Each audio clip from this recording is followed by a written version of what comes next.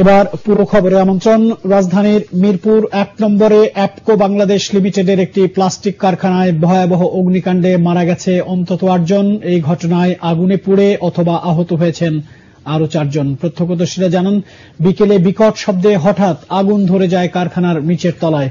খবর পেয়ে প্রাথমিক পর্যায়ে দমকল বাহিনীর 5টি ইউনিট কাজ শুরু করলেও পরে আরো 10টি ইউনিট ঘটনাস্থলে এসে প্রায় 3.5 ঘন্টা চেষ্টা চালিয়ে আগুন নিয়ন্ত্রণে আনে। আরো জানাচ্ছেন ইমদাদুল্লাহ বাবু, আর ক্যামেরায় ছিলেন আজিজুল হাকিম পলাশ। দীর্ঘদিন ধরে বিভিন্ন খাবারের প্যাকেট ও প্লাস্টিক জাতীয় পণ্য তৈরি করে আসছিল অ্যাপকো বাংলাদেশ লিমিটেড।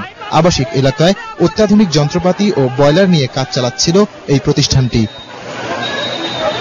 শনিবার বিকেলে হঠাৎ একের পর এক ব্রয়লার ও গ্যাস সিলিন্ডার বিস্ফোরণ ঘটতে থাকে।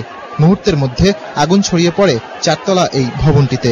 বিকট আওয়াজ হয়েছে, আওয়াজ হওয়ার পরে আমরা আসছি, আইসা ফায়ার সার্ভিস কর্মী ইভেন আমরা নিজেরাও অনেকগুলি ছেলে আসছি, আইসা আগুন নিভাবো কাজে আমরা ছিলাম। তো এভাবে আগুন নিভতে নিভতে একটা সময় আমরা ভিতরে প্রবেশ করার পরে 3 তলায় সিঁড়িতে গিয়ে দেখি একটা মহিলা একটা পুরুষ সিঁড়ির মধ্যে মরে একদম হয়ে আছে। খবর পেয়ে মিরপুর, তেজগাঁও, মোহাম্মদপুর ও আশপাশের এলাকা থেকে প্রথমে 5টি ও পরে 10টি মোট 15টি ফায়ার সার্ভিসের ইউনিট ঘটনাস্থলে এসে প্রায় 3.5 ঘন্টা চেষ্টা চালিয়ে আগুন নিয়ন্ত্রণে আনে। কিন্তু এরই মধ্যে আগুনে পুড়ে মারা যায় বেশ কয়েকজন। আর 4 মিনিটের মধ্যে আমাদের মিরপুর ফায়ার স্টেশন চলে আসছে। তারপরে এখানে পুলিশ কর্ডন করা ছিল এবং আমাদের কাজ শুরু করি এখানে। এবং সাথে সাথে যখন এটা ভয়াবহতা বেড়ে গিয়েছে এখানে, এবং সাথে সাথে আমাদের এখানে আরো 15টি ইউনিট চলে আসবে বিভিন্ন স্টেশন থেকে। এদিকে আগুন লাগার খবর ছড়িয়ে পড়লে ঘটনাস্থলে ছুটে আসেন কারখানার শ্রমিকদের স্বজনরা। ঘটনাস্থল পরিদর্শনে আসেন ডিএমপি কমিশনার আসাদুজ্জামান মিয়া ও স্থানীয় সংসদ সদস্য আসলামুল হক। এ সময় তিনি দুর্যোগ ও ত্রাণ মন্ত্রণালয় থেকে আহত ও নিহত প্রত্যেক পরিবারকে আর্থিক সহায়তা দেওয়ার কথা জানান।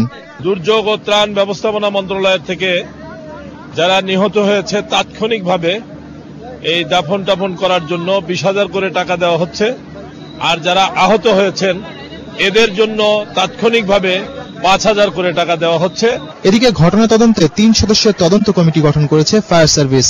কমিটিটি আগামী 72 ঘন্টার মধ্যে তদন্ত প্রতিবেদন জানাবে। আহতরা ঢাকা মেডিকেল কলেজ ও সোহরাওয়ার্দী হাসপাতালে চিকিৎসা নিচ্ছেন। ইমদাদুল্লাহ বাবু, এটিএন বাংলা, ঢাকা। দর্শক, এই মুহূর্তে রাজধানীর মিরপুরে আছেন আমাদের রিপোর্টার শফিকুল ইসলাম শামীম। আমরা